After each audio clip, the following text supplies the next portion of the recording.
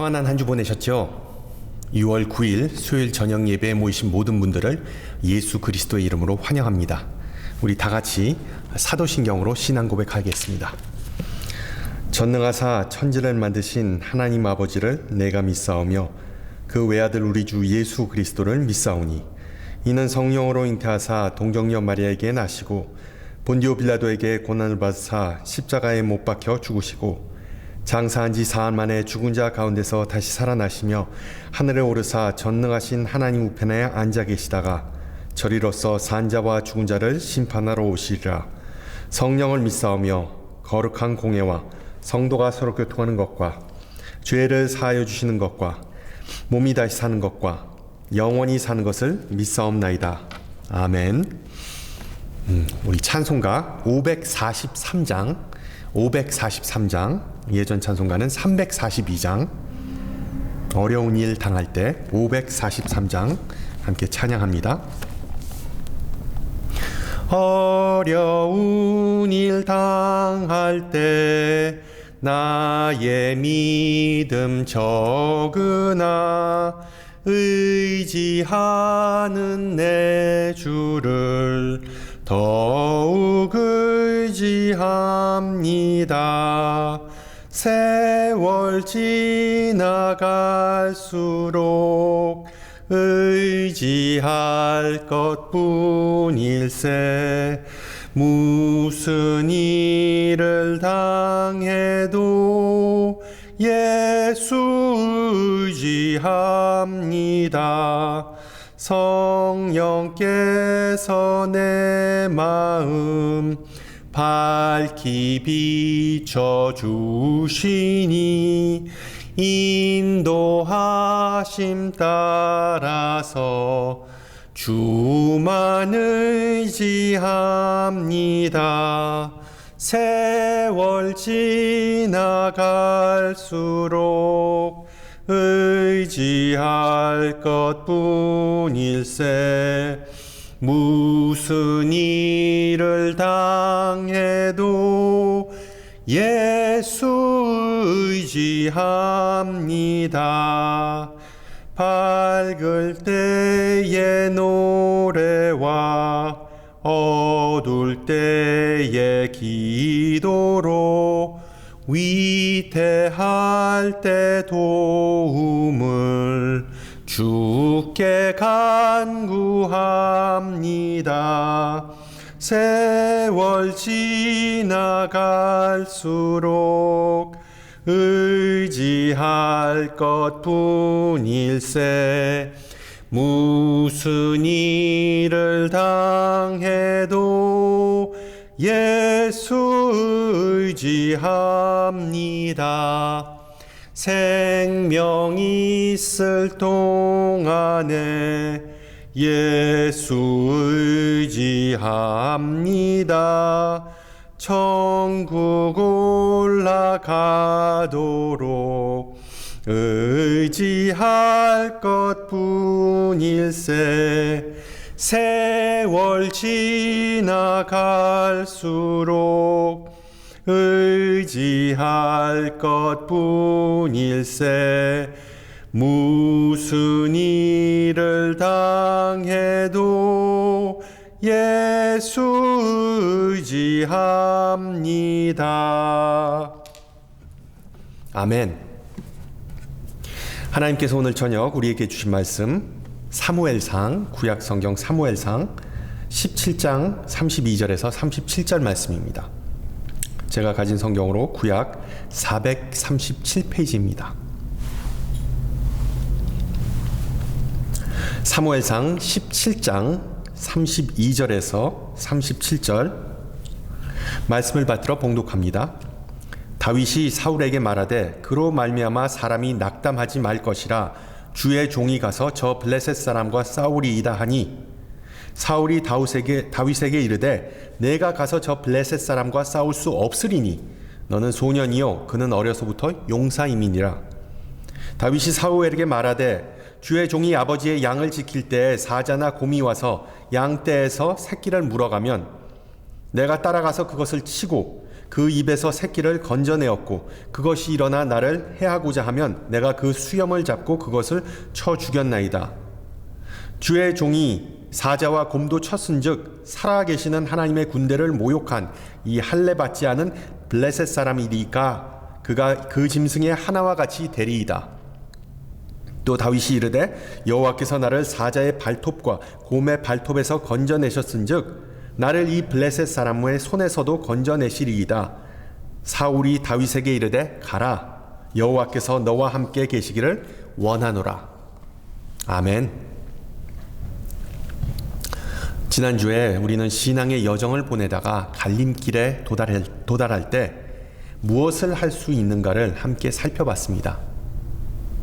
양자택일이지만 우리 신앙인들에게는 단 한 가지의 선택밖에 없다는 것, 즉 하나님께 순종하고 생명의 길을 택하는 것밖에 없다는 내용을 배웠죠. 그리고 그러한 선택을 하는 것은 결국 우리의 참된 신분, 우리가 하나님의 자녀와 하나님의 백성임을 나타내주는 것이란 점 또한 배웠습니다. 오늘 저녁에 계속해서 신앙의 선택과 분별이라는 주제를 놓고 은혜를 나누고자 합니다. 우리가 사는 이 세상은 급격하게 변하고 여전히 불확실하므로 영적인 눈으로 분별하고 지혜로운 선택을 하는 은혜가 우리 모두에게 있기를 소망합니다.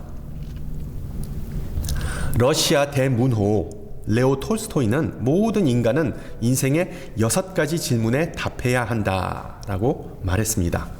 나는 왜 사는가? 인간의 실존의 이유는 무엇인가? 나는 왜 존재하는가? 왜 내 안에는 선과 악이 존재하는가? 나는 어떻게 살아야 하는가? 그리고 죽음은 무엇이고 나는 어떻게 구원을 받을 수 있을까?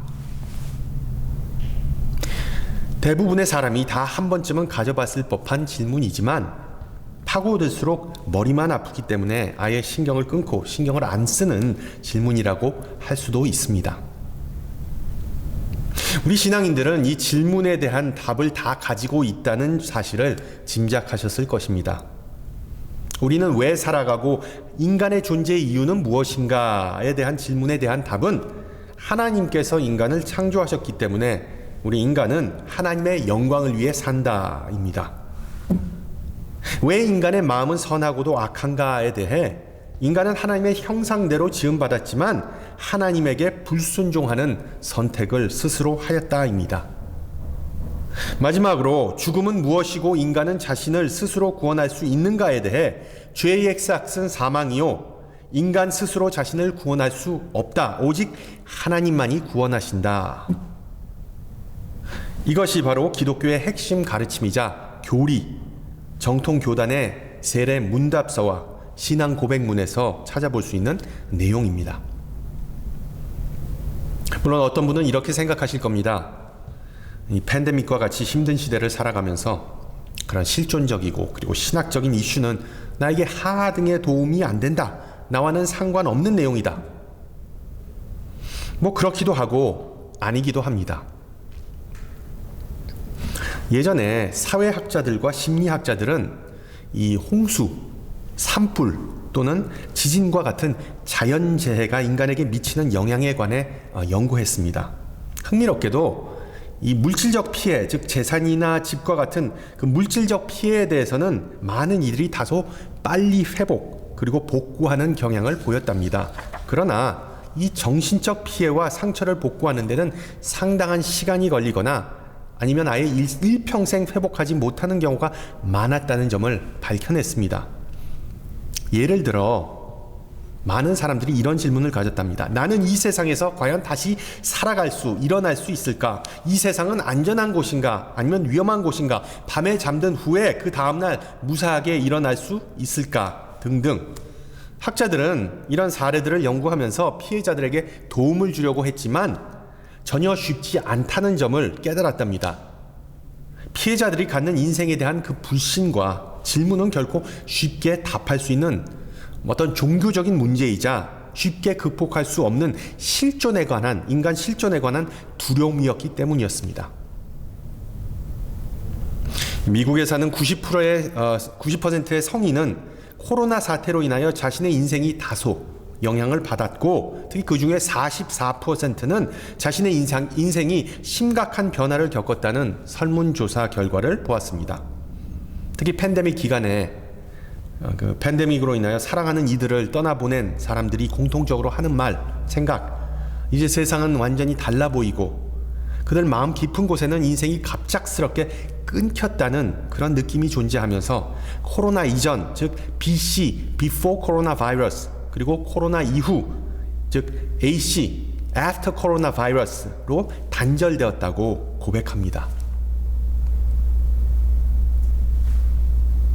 비슷한 맥락에서 몇 주 전에 6살 된 아이가 55번 도로에서 보복 운전 및 보복 사격에 희생되어서 숨을 거두었다는 비극적인 소식을 들으셨을 겁니다. 뉴스에 그 형이 나와서 내 동생은 이렇게 죽기에는 너무 나이가 어려요 라는 그 인터뷰를 보면서 정말 가슴이 먹먹했습니다. 코로나와 마찬가지로 수십 년 동안 이 미국 사회를 병들게 한, 괴롭혀온 이 총기 사건으로 인해 사랑하는 이들을 잃은 가족들도 이 세상과 인생에 대한 심각한 질문과 회의를 느낀다는 것 또한 사실입니다. 인생을 송두리째 바꾸는 경험을 우리 인간은 다 한두 번씩은 하는데, 행복하고 그리고 기분이 날아갈 듯한 경험은 그다지 오랜 여운을 남기지 못합니다. 쉽게 인간의 머릿속에서 잊혀지게 됩니다. 그러나 뼈를 깎는 고통과 그리고 또한 슬픔은 우리 일상과 내면을 완전히 바꿔버리고 심지어 우리 앞에 펼쳐진 미래마저 바꿔버린다는 사실입니다. 우리는 그런 아픈 경험과 영원한 상처를 남기는 사건을 위기라고 부릅니다. 이 위기는 영어로 crisis인데 이 단어는 헬라어 크리시스에서 유래되었습니다. 원래의 의미는 결정 또는 결정적인 순간입니다. 결정 또는 결정적인 순간. 위기의 때의 특징이 뭡니까? 위기의 때에 주로 나쁜 일이, 정말 비극적인 일이 정신없이 벼락같이 몰아칩니다. 따라서 인간이 위기에 빠지면 손쓸 방도가 전혀 없으므로 집에 가서 발 닦고 잠을 자거나 아니면 아이스크림이나 떡볶이 같은 그런 소울푸드를 찾게 됩니다. 물론 위기가 정말 심각한 것이라면 그런 것 찾을 여유조차 없겠죠. 따라서 위기는 갈림길과 동의어입니다. 위기는 인간의 결정을 반드시 요구합니다. 좋은 선택이든 나쁜 선택이든 분명한 사실은 신속한 결정을 내려야 한다는 사실은 변함이 없습니다. 우물쭈물하면서 뒤로 미루는 것 또한 하나의 선택지라고 생각할 수 있겠지만 진정한 위기에 처한 사람은 절대로 뒤로 미루거나 절대로 그럴 수 없는 노릇입니다. 2차 세계대전 당시 미군의 전차 부대를 이끌면서 독일군의 명장이자 사막의 여우로 불린 롬멜 장군에 맞섰던 패튼 장군은 위기에 대해 다음과 같이 정의합니다. 좋은 결정을 지금 즉시 뚝심 있게 밀어붙이는 것은 10분 후에 더 좋은 결정을 하는 것보다 훨씬 더 낫다. 군 지도자의 신속한 결정이 많은 부하의 생과 사를 가를 수 있다는 점에서 군대라는 조직에서 신속함은 정말 생명입니다. 그러나 모든 사람은 민간인이든 군인이든 얼마든지 위기에 빠질 수 있으므로 중요한 점은 신속하게 뭐든지 해봐야 한다는 것입니다. 그냥 손 놓고 하늘만 구경하는 것은 절대로 위기를 대처하는 방법이 아니겠죠. 오늘 본문은 바로 위기에 관한 이야기, 바로 다윗과 골리앗의 대결입니다. 다윗이라는 개인이 겪는 위기일 뿐만 아니라 온 이스라엘 민족이 직면한 위기에 관한 내용입니다. 비록 우리가 교회 학교 때부터 숱하게 들어본 이야기지만 신속한 결정과 위기 관리에 대한 우리 신앙인들이 배울 수 있는 성경에서 말하는 지혜를 이 저녁에 함께 나눠보고자 합니다. 세부적인 내용을 상기해 보면 골리앗 9피트 6인치나 되는 정말 거인이었습니다. 아마도 거인병에 걸렸을 거라고 학자들은 추측하는데 이 거인은 구리로 된 헬멧과 그리고 쇠사슬로 된 갑옷 그리고 방패로 무장했습니다. 그리고 투창, 던지는 창과 그리고 또한 긴 죽창 그리고 장검을 무기로 삼았습니다. 뭐 지금으로 치면 이 기관총과 그리고 대포로 무장한 빈틈없고 단단한 탱크, 뭐 전차와 비유할 수 있겠죠. 다른 한편으로 다윗은 젊은 청년이었고 아무런 무장도 갖추지 못했습니다. 그가 소유한 무기라고는 오직 팔매와 슬링이라고 그러죠. 그리고 5개의 반들반들한 물맷돌이 전부였습니다. 다윗을 영화에서는 언더덕이라고 표현하죠. 이 언더덕이라는 표현은 약자, 승산이 없는 사람을 일컫는 단어입니다. 골리앗이 이런 다윗을 보고 44절에서 내게로 오라, 내가 내 살을 공중의 새들과 들짐승에게 주리라 라고 비웃고 도발합니다. 다윗은 그 도전을 받아들이고 거인 골리앗에게 다가갑니다. 메고 있던 주머니에 손을 넣어서 돌멩이를 꺼내 그 팔매에 장착하고 골리앗의 이마에 힘차게 투척합니다. 한 2주 전인가요? 뉴욕 매스팀의 야구팀의 케빈 필라라는 선수가 그 애틀랜타 브레이브스 팀의 어떤 투수가 던진 그 94마일짜리 강속구를 얼굴 정통으로 얼굴에 맞은 적이 사건이 있었습니다. 정말 코가 완전히 함몰되고 정말 끔찍하고 위험한 그런 사고였습니다. 저는 개인적으로 그것을 어떤 뭐 사고라고 보지 않고 살인 행위라고 봅니다. 그 얼굴에 공을 던진 투수가 실투했을 가능성은 거의 없다고 보면 되겠습니다. 왜? 투수들이 어떤 사람들입니까? 밥 먹고 공만 던지는 사람들이기 때문이죠. 공 던지는 도사입니다. 이 보복구라고 그러죠. 보복구. 상대팀이 어떤 도발을 해오면은 그 보복하기 위해서 공을 타자에게 던지는데 그 보복구가 야구 경기 중에 가끔 있지만 다행히도 이 150년이 넘는 메이저리그 역사 속에서 공에 맞아서 목숨을 잃은 선수는 한 명밖에 없답니다. 한 명밖에. 고대 시대의 골리앗도 돌멩이를 얼굴에 맞아서 숨지게 된 참 독특한 케이스였습니다. 정신을 잃고 땅에 쓰러진 골리앗의 칼을 빼든 다윗은 그의 머리를 잘라버리죠. 게임 끝. 물론 다윗의 힘과 용맹으로 전투에서 승리한 것은 아니라고 47절은 기록합니다. 전쟁은 여호와께 속한 것이라는 다윗의 고백처럼 비록 하나님의 직접적인 개입은 눈에 띄지 않았지만 하나님께서 은연중에 다윗과 함께 하셨다는 것이 이 이야기의 핵심이겠죠. 동시에 다윗 또한 준비된 사람이었다는 것이 오늘 본문에서 드러납니다. 비록 사울이 그 몸에 맞지도 않는 갑옷을 다윗에게 입혔을 때 상당히 우스꽝스러운 모습이었겠지만 다윗은 팔매로 야생동물을 수도 없이 잡은 용맹한 청년이었습니다. 갑옷이나 칼이 아닌 팔매와 맷돌로 무장한 다윗은 실제로 인간병기였습니다. 인간병기.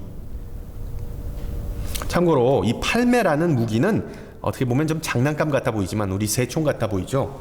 고대 시대에는 활과 화살이라는 무기를 제외하고 원거리 전투에서 적을 무찌를 수 있는 가장 효과적인 무기였답니다. 골리앗의 주 무기가 이 창과 그리고 검이었고 접근전을 선호했던 까닭에 전술적으로도 다윗이 승리할 요인이 충분히 있었다는 점 또한 우리는 무시할 수 없겠죠. 요약하면 위기의 순간에 다윗은 기지를 발휘해서 자신이 무엇을 해야 하는지를 정확히 파악하고 그것을 실행에 그대로 옮겼다는 것입니다. 그리고 역사는 반복됩니다. 그 후로 약 1000여 년이 지난 시점에 다윗의 후손인 예수님도 또 하나의 치열한 전투를 하게 되죠. 신약성경 마가복음 4장 38절 예수께서는 고물에서 베개를 베고 주무시더니 제자들이 깨우며 이르되 선생님이여 우리가 죽게 된 것을 돌보지 아니하시나이까. 우리가 잘 아는 예수님께서 풍랑을 잠재우신 사건입니다. 정신없는 하루를 보낸 예수님과 제자들은 작은 배를 타고 갈릴리 호수를 건너갑니다. 그러나 갑자기 몰아닥친 폭풍으로 인해 배가 전복될 위기에 처했습니다. 이 스승님을 깨워야 하나 말아야 하나라고 제자들은 우왕좌왕했습니다. 그도 그럴 것이 그 난리 속에서 예수님은 그냥 배 뒤편에서 주무시고 계셨습니다. 그러나 잠에서 깬 후에 예수님은 인상을 쓰고 그리고 폭풍을 꾸짖습니다. 잠잠하라. 그리고 고요하라. 노련한 뱃사람들이었던 베드로와 안드레가 겁에 질릴 정도였으니 전직이 목수였던 예수님이 이러한 담대함을 보이는 게 이치에 좀 어긋나 보이죠. 그러나 다윗이 그랬던 것처럼 예수님의 이와 같은 담대함과 차분함은 도대체 어디에서 기인하는 것일까요? 물론 예수님은 하나님의 아들이기 때문에 세상 만물이 그에게 복종할지어다 할렐루야 라고 말씀하시면 할 말이 없게 됩니다. 마가는 예수님께서 배의 고물이라니까 좀 이상한데요. 고물배가 아니라 그 배의 고물, 즉 꼬리, 배의 꼬리 한편에서 주무셨다고 기록합니다. 바꿔 말하면 예수님께서는 단 한 곳, 즉 배 후미에서 단 한 가지의 활동, 즉 잠자는 것에 몰두하셨다는 의미입니다. 한 곳에서 한 가지의 것. 생사의 갈림길에서 자기 자신은 잠잠함과 고요한 영역을 이미 구축해 놓으셨다는 의미이기도 합니다. 그것이 어디? 바로 배의 후미, 배의 고물. 그리고 우리는 그것을 또한 폭풍의 눈이라고도 부릅니다. 예수님은 바로 배의 뒤편인 폭풍의 눈 가운데서 바람과 파도에게 잠잠하여지라는 명령을 내리십니다. 그리고 이것이 바로 예수님의 위기 대처법입니다. 20세기의 대표적인 신학자 중 한 명인 폴 틸리히는 다음과 같이 말합니다. 당신이 만나게 되는 모든 사람의 내면에는 치열한 전투가 벌어지고 있습니다. 여러분에게 묻습니다. 여러분을 괴롭히는 골리앗과 같은 거대한 폭풍과 같은 원수, 시련은 과연 무엇입니까? 그러한 시련과 위기를 만났을 때 여러분은 예수님처럼 고요하고 잠잠한 내면의 세계, 그 폭풍의 눈으로 들어간 적이 있으십니까? 그 평화로운 안전지대, 우리가 잠시 숨을 돌리고 새 힘을 얻을 수 있는 피난처와 같은 곳으로 인도해주는 몇 가지의 요소가 있다는 것을 기억하시기 바랍니다. 그 요소 중에 첫 번째는 바로 겸손입니다. 겸손. 권력은 반드시 부패한다는 말이 있듯이 다윗도 예외는 아니었죠. 군왕이 된 다윗에 대해 우리는 참 할 말이 많을 겁니다. 자기애, narcissism, 그리고 권력, 파워에 취하여서 다 하고 싶은 걸 하게 되죠. 유부녀 밧세바를 취하였습니다. 옛날에 많은 군왕이 부하들의 아내와 바람 피운 것은 흔히 있는 일이라도 치더라도 다윗의 경우 그 남편인 우리아의 죽음을 사주했습니다. 그 결과 하나님에게 호되게 혼나고 그리고 수치를 당하였습니다. 그러나 군왕이 아닌 젊은 다윗은 전혀 그렇지 않았습니다. 항상 겸손하였습니다. 오늘 사건 바로 전에 사무엘 선지자는 몰래 다윗에게 기름을 부어주고 그를 이스라엘의 실질적인 군왕으로 임명하였죠. 그러나 신분이 바뀐 다윗은 전혀 들뜨거나 사울 앞에서 거만하지 않았습니다. 자신을 최대한 낮추고 그리고 숨기면서 자신이 백성의 챔피언이라고 주장하지도 않았고 골리앗처럼 적에게 그냥 욕을 퍼붓지도 않았습니다. 서로 욕하는 게임을 하지도 않았습니다. 또한 다윗이 일말의 가능성도 없다는 사울의 주장에 대해 다윗은 자신이 과거에 목동으로 겪었던 그런 사실, 팩트만을 보고합니다. 자신감을 보이면서 사울에게 자신의 견해를 강요하지는 않습니다. 그리고 당신의 종, your servant라는 호칭을 써가면서 주제 파악을 잘하고 있죠. 겸손이라는 단어를 모르는 사람이 있을까요? 겸손이라는 단어 잘 알고도 또한 우리가 선호하는 단어입니다.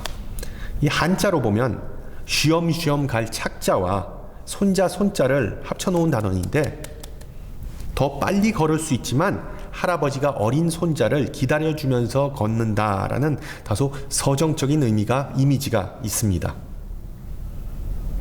또한 영어로 겸손은 humility인데 humus, 즉 땅 또는 흙에서 유래된 단어입니다. 겸손한 사람은 땅에 닿도록 자신을 낮춘다는 의미인데 다윗과 예수님의 생애를 살펴보면 정말 겸손한 인물이라는 것을 우리가 알 수 있습니다. 그래서 다윗과 예수님 모두 humble kings, 즉 겸손의 왕이라고 부르는 이유가 바로 여기에 있습니다. 다윗의 두 번째 특징은 바로 자신감입니다. 자신감, 영어로 confidence. 자신이 가진 능력을 정확하게 파악했지만 다윗은 자신이 모든 것을 다 아는 어떤 만능 박사처럼 행동하지는 않았습니다. 사울이 자신에게 그의 갑옷과 무기를 사용하라고 주었을 때 다윗은 그것들이 자신에게 맞지 않는다는 것을 깨닫고 자신만의 방식이 더 적합하다는 견해를 피력합니다. 자신의 방식이 결코 낫다는 의미가 아니라 자신이 익숙한 방식을 사용해야 한다는 점이죠. 겸손과 자신감은 어떻게 보면 잘 조화가 되지 않는 듯 보이지만 실제로 그렇지 않습니다. 하나님을 알면 자신을 알게 된다는 표현 다 아시죠? 다른 사람들과 나 자신을 비교하면 그때마다 다릅니다. 바뀝니다. 왜? 사람이 다 다르기 때문에. 그래서 어떤 때는 자격지심을 느끼기도 하고 아니면 우월감을 느낄 수도 있습니다. 그러나 신실하신 절대자 하나님 앞에 선 인간은 자신의 자아를 올바르게 평가하고 볼 수 있게 됩니다. 자신의 약점과 그리고 한계를 파악하게 되므로 자신이 할 수 있는 일과 하나님께서 할 수 있는 일을 구분할 수 있게 된다는 것이죠. 그래서 자신감과 확신이 생기는 것입니다. 그리고 이러한 확신은 또 다른 장점과 연결되는데 그것은 바로 집중입니다. 집중, focus. 선택은 이라는 말이 있듯 다윗은 자신이 결정한 일에만 집중하는 모습을 보여줍니다. 이 골리앗이 이렇게 나타났을 때 이스라엘 군인들 거의 다 겁에 질려서 떨고 있었지만 다윗은 그 골리앗을 생각하기보다 자신이 지금 즉시 해야 할 일에만 집중합니다. 대단하죠? 그 일이 뭡니까? 바로 최적의 돌멩이를 선별하는 것이었습니다. 그리고 나서 그 돌멩이를 어떻게 투척해야 하는지 집중합니다. 바로 그것이 자신이 예전에 수백 번 연습해 본 일인다 할지라도요. 마찬가지로 우리가 위기에 봉착하면 그 위기를 전체적으로 보는 것이 아니라 그 위기를 잘게 나누어서 잘게 잘라서 즉시 할 수 있는 일에 먼저 집중하는 것이 필요하다는 의미입니다. 예를 들어 다윗은 차례대로 서두르지 않고 자신이 어떤 돌멩이가 필요한지 그리고 투척을 위해 어떤 근육을 풀어줘야 하는지 그리고 바람이 부는 방향과 지형을 다 고려하고 파악했을 것입니다. 그리고 다윗은 자신을 향해 다가오는 골리앗을 예전에 자신이 상대했던 야생동물과 다르게 취급하지 않았습니다. 마찬가지로 우리가 예수님의 제자로서 하나님을 섬기고 하나님의 길을 갈 때 오직 그 섬기는 일과 가는 길에만 집중하시기 바랍니다. 나머지 모든 것들은 과감하게 제쳐놓으세요. 마지막으로 다윗은 하나님을 신뢰했습니다. Trust. 하나님께서 그를 택하셨고 기름 부으셨고 그에게 약속을 주셨기 때문에 다윗은 하나님을 의지했습니다. 그래서 사울에게 몇 번씩이나 자기 자신이 아니라 오직 하나님의 영광을 위해 전투에 나간다고 역설합니다. 최종 통치권과 결정권은 자신이 아니라 오직 하나님에게 있음을 고백하죠. 다시 이 풍랑을 잠잠케 하신 이야기로 시선을 돌려볼까요? 우리가 예수님의 심리와 그리고 생각을 일일이 파악하기는 쉽지 않습니다. 왜? 마가는 그리고 대부분의 복음서 저자들은 예수님의 그 내면의 세계를 깊게 파고드는 그런 스타일이 아니기 때문이죠. 그러나 아마도 예수님은 다윗과 비슷한 방법으로 위기를 극복했음을 우리는 짐작할 수 있습니다. 항상 자신의 역할에 대해 겸손하면서 동시에 현실적이십니다. 그리고 자기 자신을 알고 또한 자신감 있게 행동하십니다. 자신이 직면한 문제에만 집중하면서 하늘에 계신 아버지를 신뢰하는 모습을 보여주시죠. 외부적인 환경이 아무리 어렵고 절망적이어도 낙심하지 않는 이유는 바로 하나님께서 다스리신다는 점을 항상 확신하셨기 때문입니다. 여러분, 우리 신앙인들이 인생의 폭풍을 만나면 고요한 곳, 폭풍의 눈을 찾아가서 그곳에 잠시 머물라고 오늘 본문은 암시합니다. 그렇게 시간을 보내는 것은 결코 낭비가 아니라 마음의 준비를 위한, 전투를 준비하기 위한 의미 있는 시간입니다. 다윗은 자신에게 필요한 그 물맷돌을 찾기 위해 이 물가를 걸으면서, 시냇가를 걸으면서 그 시간을 보냈을 겁니다. 천천히 돌멩이를 수색하면서 자신이 예전에 지은 시편을 읽거나 아니면 노래했을 모습이 눈에 선하죠.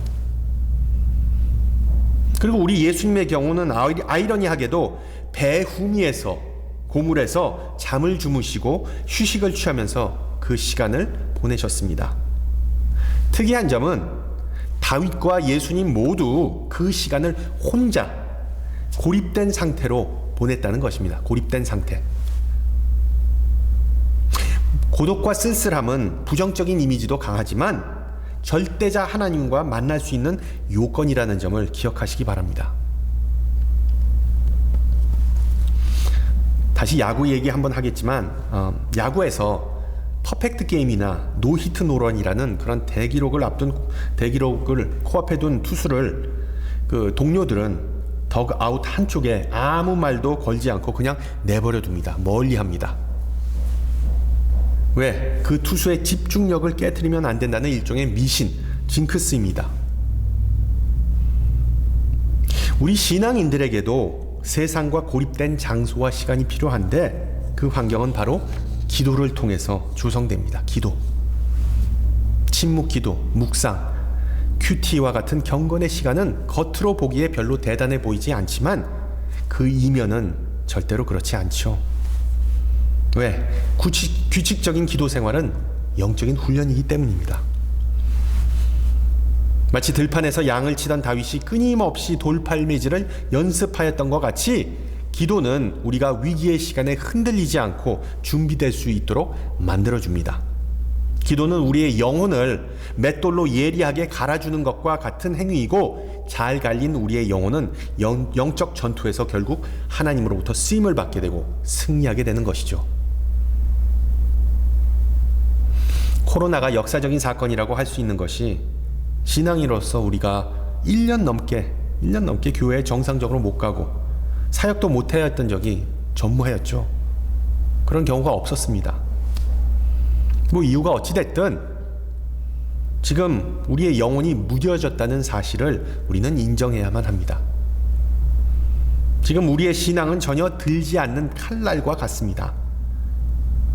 이전의 예리함을 되찾기 위해 많은 시간과 그리고 노력과 그리고 가장 중요한 것은 많은 기도가 필요함을 명심해야 합니다. 그래서 요즘 저의 기도의 제목은 주님의 백성과 교회가 예리함, 짠맛을 되찾고 빛을 발할 수 있도록 도와주세요 입니다. 짠맛과 그리고 예리함 그리고 빛. 짐 엘리엇이라는 선교사는 1956년도에 순교했습니다. 복음을 전하다 목숨을 잃기 전까지 좀 많은 기도문과 그리고 기고문을 작성했는데 특히 그 중에 하나는 바로 임팩트, 즉 그리스도인의 영향력에 관한 것이었습니다. 그는 다음과 같이 기도했는데, 아버지, 나를 위기의 사람으로 세우소서.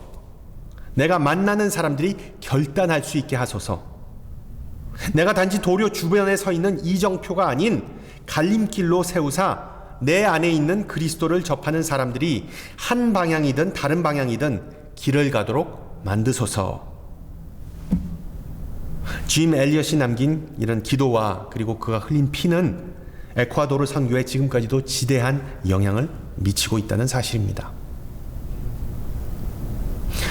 사랑하는 성도 여러분, 영적인 폭풍이 몰려와서 우리를 덮치기를 기다리시지 말고 꾸준히 기도로써 무장하여서 이 짐 엘리엇과 같은 위기의 사람, 결단의 사람이 되어서 우리 자신뿐만 아니라 주변 사람들에게도 영향을 주는 사람이 되기를 주님의 이름으로 축원합니다. 우리 함께 기도합니다. 거룩하신 주님, 오늘 이 저녁에 우리와 함께하여 주심을 감사드리오며 우리에게 주신 말씀을 통하여 승리하게 하시고 강건케 하심을 감사드립니다. 길이 막히고 지치고 힘들고 두려워서 발걸음이 떨어지지 않을 때 우리 앞에 놓인 그 문제만을 바라보면서 우리에게 허락하신 수많은 축복과 은혜를 바라보지 못하는 우를 범하였음을 이 시간 고백합니다. 이 시간 바쁜 일상 속에서 잠시 멈추어서 하나님 없는 인간의 모든 노력과 시도는 헛된 것임을 다시 한번 깨닫고 오직 주님만이 우리의 삶의 주인이시자 주관자임을 기억하고 찬양하기를 소망합니다. 다윗처럼 주님의 말씀에 초점을 맞추고 기도로서 주님과 고요한 시간을 가질 때 우리의 마음 문이 열리고 우리는 잠잠해지고 소망이 넘치는 은혜가 있게 하옵소서. 특히 팬데믹이라는 위기의 때에도 주님의 인자하심을 드러내시고 소란 가운데서도 고요한 음성으로 우리에게 말씀하여 주심을 감사드립니다. 그 음성을 분명히 들을 수 있게 우리의 영혼을 깨워주시고 예리한 날처럼 세워주시옵소서. 특히 맡겨주신 소명과 목적을 마음에 품고 이 세상을 위하여 중보하고 말씀의 증인이 될 수 있게 하옵소서. 악을 선으로 바꾸시는 하나님의 무한한 능력을 의지하면서 중보할 때 주님의 위로와 은혜와 평화가 고통받고 눈물 흘리고 억압받고 소외된 모든 이들에게 부어지게 하옵소서. 함께 주님 가르쳐 주신 기도합니다. 하늘에 계신 우리 아버지여, 이름이 거룩히 여김을 받으시오며 나라의 임하옵시며 뜻이 하늘에서 이룬 것 같이 땅에서도 이루어지이다. 오늘날 우리에게 일용할 양식을 주옵시고 우리가 우리에게 죄 지은 자를 사하여 준 것 같이 우리 죄를 사하여 주옵시고 우리를 시험에 들지 말게 하옵시고 다만 악에서 구하옵소서. 대개 나라와 권세와 영광이 아버지께 영원히 있사옵나이다. 아멘. 네, 이제 벌써 여름인데 주변에 있는 많은 분들이 아웃 오브 타운 하시더라고요. 항상 여행하실 때도 조심하시고요. 그리고 또한 날씨가 좀 이상하네요.